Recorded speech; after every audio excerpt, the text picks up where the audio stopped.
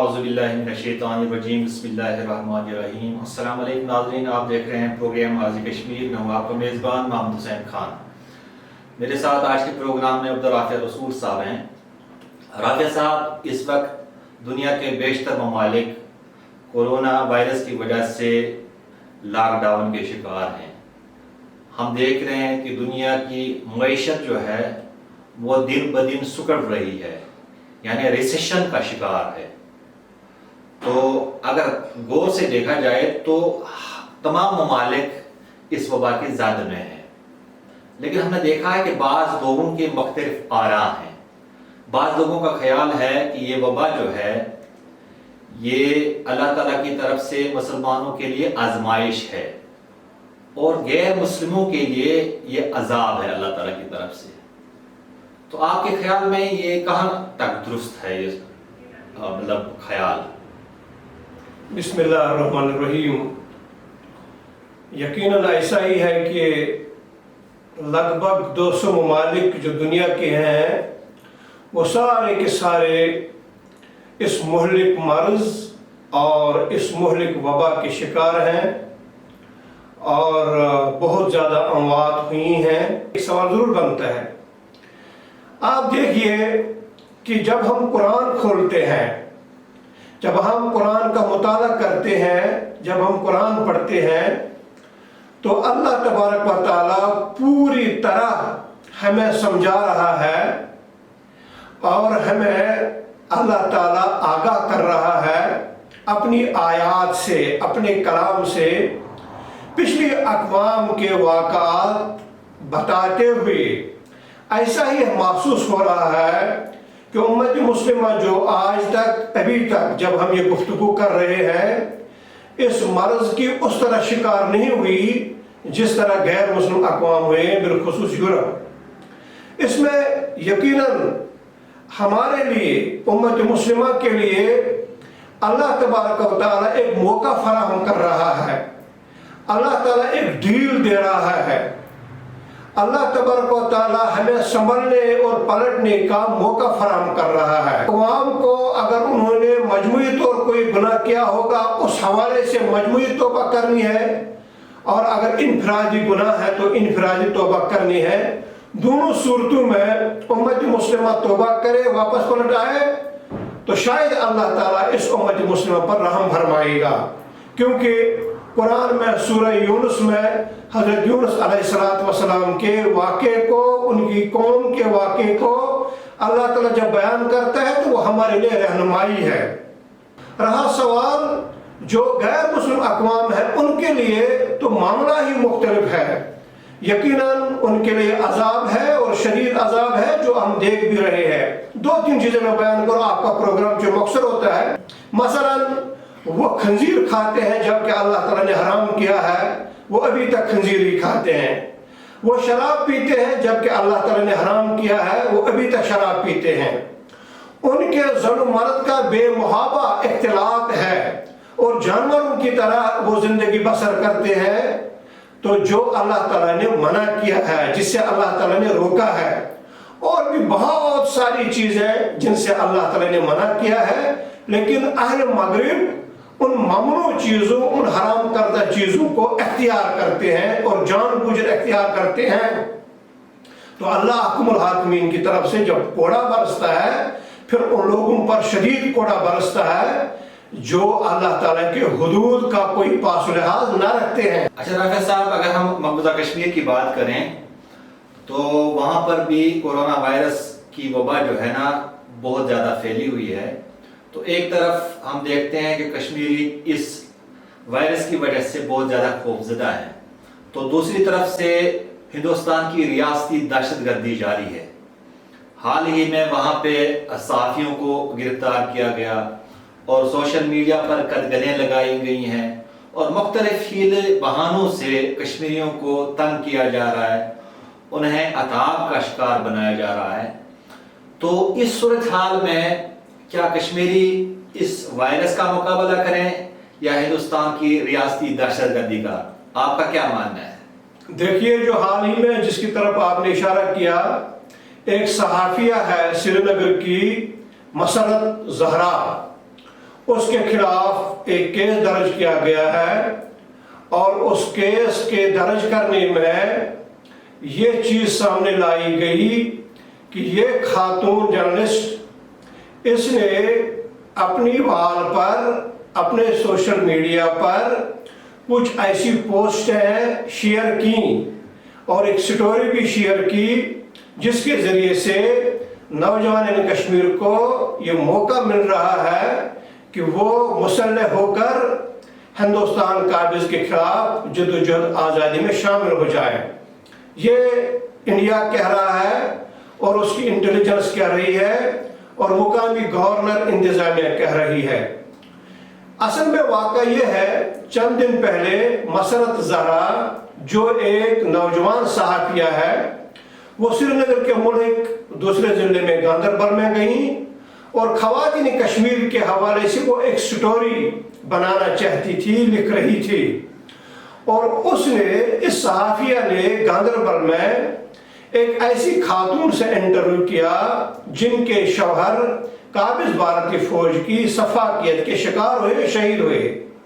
تو انہوں نے اپنی بپتا سنائی کہ میرے شوہر کو جعلی مقابلے میں انڈین آرمی نے شہید کر دیا۔ یہ ساری سٹوری سن کے پھر مسرت زہرا نے اپنی وال پر اس کو شیئر کیا اور اس کے ساتھ انڈین آرمی کی بربریت کے کچھ تصاویر بھی شیئر کی۔ ایک دم انٹیلیجنس ادارے متحرک ہوئے اور گورنر انتظامیہ جو ہے مقبوضہ کشمیر میں وہ متحرک ہوئی اور اس صحافیہ کو غدار قرار دیا اور ان کے خلاف غداری کا مقدمہ دائر کیا۔ اب دیکھیے، یہ جو صحافیہ ہے یہ کشمیر کی تیسری پیڑھی سے تعلق رکھتی ہیں، اور کشمیر کی تیسری پیڑھی کے حوالے سے سب جانتے ہیں وہ نڈر ہے، بے باک ہے، جری ہے، بہادر ہے۔ وہ کسی خوف، کسی وہن اور کسی وہم میں شکار نہیں ہوتے ہیں۔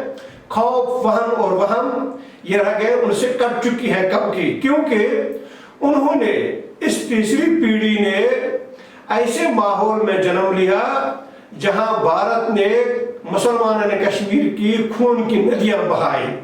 آپ دیکھیے 47 کے بعد جب شیخ عبداللہ کشمیر میں درتا کرتا مانے جا رہے تھے اور ان کی توتی بولتی چلی جا رہی تھی، اس وقت جو کشمیر کا میڈیا تھا، مقبوضہ کشمیر کا میڈیا، وہ سارا شیخ عبداللہ کی سیاست کے ارد گرد گھومتا رہا، اور وہ میڈیا جو تھا، پرنٹ میڈیا تھا، وہ شیخ عبداللہ کی قصیدہ خوانی کر رہا تھا۔ دو لیڈنگ اخبار تھے سری نگر سے شائع ہونے والے، ایک ان میں سری نگر ٹائمز تھا اور ایک دوسرا آفتاب تھا۔ یہ دونوں اخبار اسی طرح شیخ عبداللہ کی قصیدہ خوانی کر رہے تھے جس طرح آج پورا بھارتی میڈیا مودی کی قصیدہ خوانی کر رہا ہے۔ جو شیخ عبداللہ نہیں تھے انہیں اس طرح پیش کیا گیا، قائد کشمیر، شیر کشمیر۔ لیکن اس دوران ایک ہفتہ روزہ اخبار چٹان جس سے کہا جاتا ہے وہ شائع ہونے لگا، تو اس نے تھوڑا سا ہٹ کے ایک انداز اپنایا۔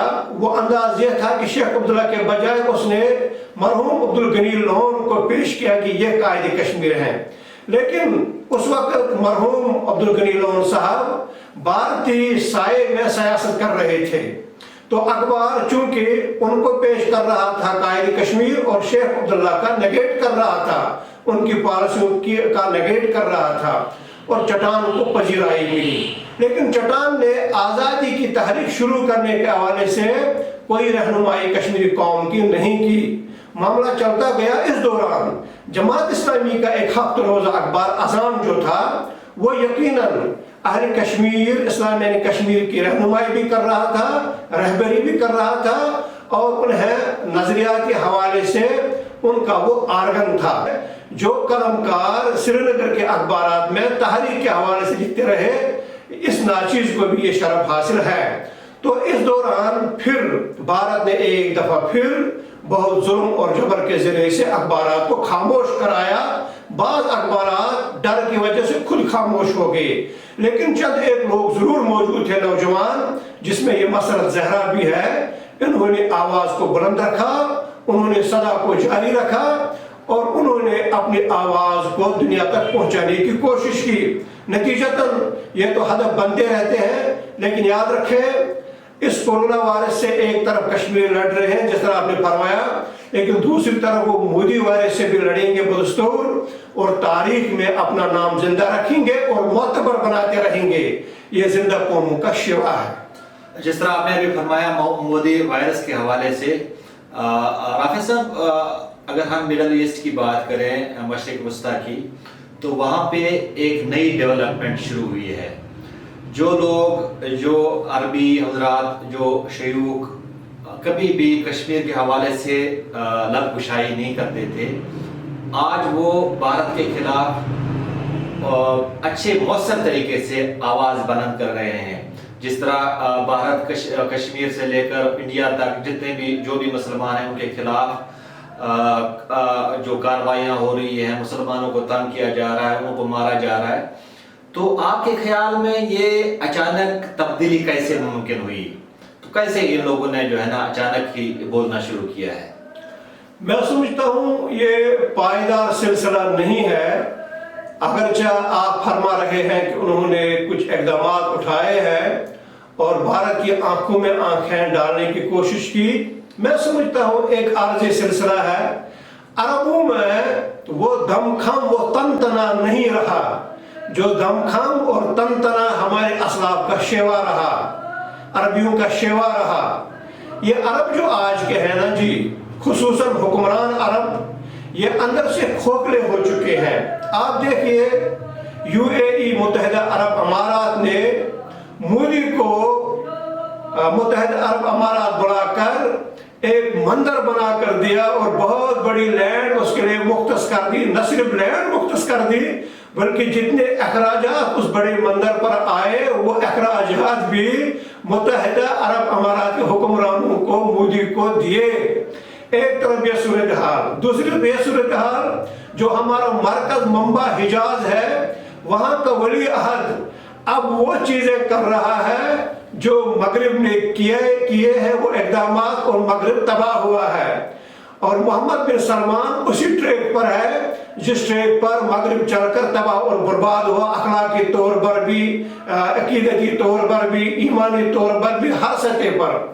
लिहाजा जब ये दो बड़े जो ममालिक माने जाते हैं अरबों के, सऊदीया और यूएई, जब इनके जहन ही बदल गए हैं, इनका नजरिया ही बदल गया है, उक़्वत इस्लामी उनसे उनका है और उक़्वत इस्लामी को उन्होंने ताक पर रखा है, ताकि निशान पर रखा है, और मुसलमानों के गम में ये न शरीक है और न मुसलमानों की दिलदोज चीख है उन्हें सुनाई दे रही है।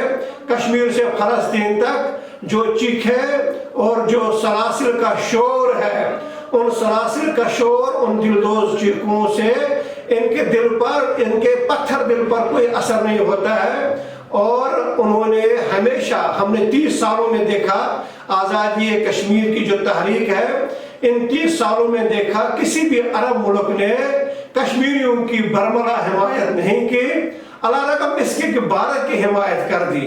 लिहाजा एक तरफ हम ये 30 साला उनकी तारीख सामने रखते हैं, एक तरफ हम उनका किरदार और अमल सामने रखते हैं, एक तरफ हम उनका मौक़िफ़ सामने रखते हैं, दूसरी तरफ अगर वो आज कोई बात कहते हैं आर्जी तौर पर, पता नहीं क्या मकासद उनके होंगे, आर्जी मकासद। अब देखें, गुज़श्ता साल की बात है जब वज़ीर-ए-आज़म पाकिस्तान ने कश्मीर को उम्मत मुस्लिमा का मसला करार देकर पूरी उम्मत मुस्लिमा के ज़मीर को झंझोड़ा। और आपको इल्म है, हमारे इल्म में भी है कि सऊदीया और यूएई की वज़राए खारिजा यहाँ पहुंचे, चले दौड़े चले आए, वज़ीर-ए-आज़म की कान में बता दिया, उनके कान में, और उन्हें एक बड़ा लेक्चर दिया कि कश्मीर उम्मत मुस्लिमा का हिस्सा नहीं, आप इसे किसी और तनाज़ुर में पेश करके सामने लाए, यह न कहें कि उम्मत मुस्लिमा का हिस्सा है। जब जहन ऐसा हो, जब नजरिया ऐसा हो अरब हुक्मरानों का, जब मौक़िफ़ ऐसा हो अरब मुसलमानों का, अरब ममालिक के हुक्मरानों का, تو پھر یہ عارضی ہی شے لگ رہی ہے جس طرف آپ نے اشارہ کیا. اس پر مستزاد یہ ہے جس آزادی فلسطین کی تحریک کے ساتھ وہ کھڑے تھے، کئی سال ہوئے، وہ دستکش ہوئی ہے اس تحریک سے بھی، اور فلسطینیوں کو اسرائیل کے رحم و کرم پر چھوڑا، کشمیری مسلمانوں کو مودی کے رحم و کرم پر چھوڑا. آج اگر وہ آواز اٹھا رہے ہیں، مجھے نہیں لگ رہا ہے کہ یہ پائے صبح دکھائیں گے. آج ایک بات بتائی، کل مودی کے حق میں ہی شاید بات بتائیں گے، کیونکہ انہیں ذہن میں یہ ہے کہ تجارت اور معیشت ہمارا جہاں وہ رک جائے، ہم ادھر کسی بھی چیز کو سامنے نہیں لا سکتے.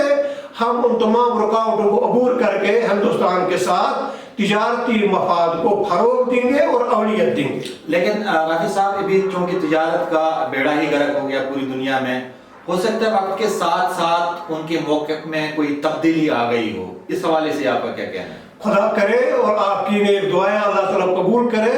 لیکن حسین صاحب، مجھے نہیں لگ رہا ہے، کیونکہ ہم دیکھ رہے ہیں نا سارا کچھ، اور میں نے جو عرض کیا 30 سالہ تاریخ جو ہم پڑھ رہے ہیں خصوصاً کشمیر کے حوالے سے عرب حکمرانوں کی، تو اس میں ہمیں کوئی خیر کی ایک شے بھی نظر نہیں آئی، غم گساری کی ایک شے بھی نظر نہیں آئی، ہمدردی کا ایک بول بھی نظر نہیں آیا.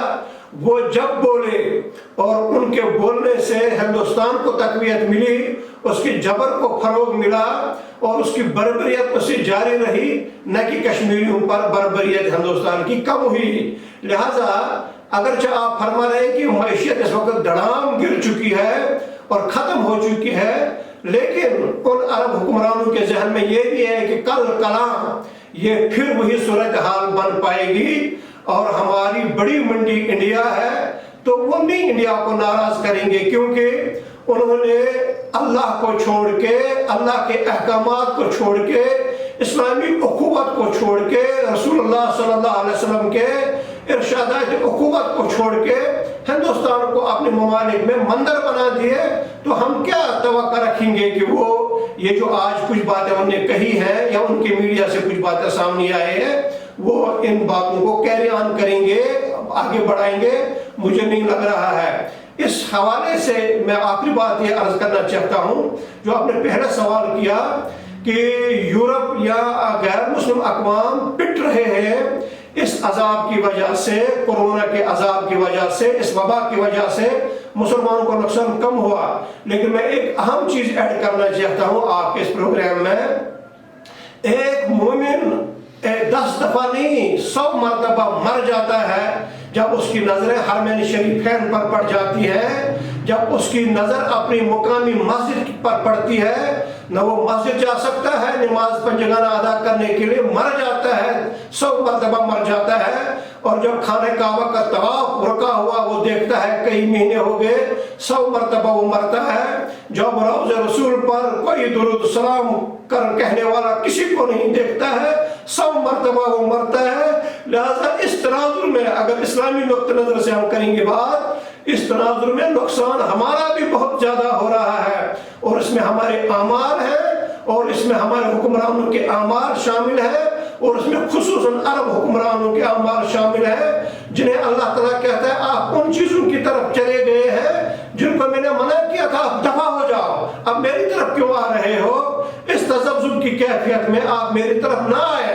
اللہ تعالیٰ ایک خطی امتیاز کھینچ رہا ہے. لیکن میں پھر وہی بات عرض کروں، موقع اللہ تعالیٰ فراہم کرتا ہے. پلٹ جاؤ، واپس آ جاؤ. آپ نبی کے امتی ہیں، آپ محمد رسول اللہ صلی اللہ علیہ وسلم کے امتی ہیں، آپ کی بخشش ممکن ہے اور آپ کی توبہ قبول کی جائے گی. آپ واپس آ جاؤ، ابھی تک آپ پر رحم کر رہا ہوں، واپس آ جاؤ. لہذا یہ وبال جو ہے یہ ہمارے اعمال کا بھی ہے، اور اس طرح بھی ہماری دھیان ہونی چاہیے اور ہماری توجہ ہونی چاہیے. ناظرین، اس کے ساتھ ہی آج کے پروگرام کا وقت ختم ہوتا ہے. اجازت دیجیے، اللہ حافظ.